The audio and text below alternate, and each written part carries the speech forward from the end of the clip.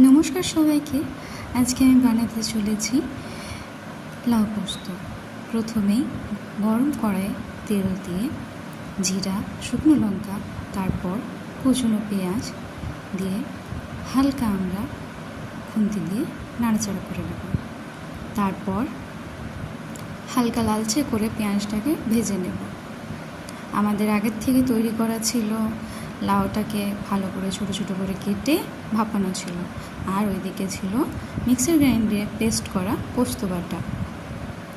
তো লাউটাকে আগে আমরা কড়াইয়ে দিয়ে হালকা একটু ভেজে নেব। যখন ভাজা ভাজা হয়ে যাবে তখন আমরা পোস্তটাকে দিয়ে দেবো, পোস্ত বাটাটা। স্বাদ অনুযায়ী নুন দিয়ে একটু হালকা নাড়াচাড়া করে নেব।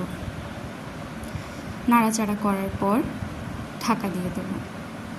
পোস্তটাকে কম আঁচে আমরা কিছুক্ষণ রেখে দেব। পোস্তটা যতক্ষণ হচ্ছে ততক্ষণে বাড়ির কিছু কাজ করে নেওয়া যাক।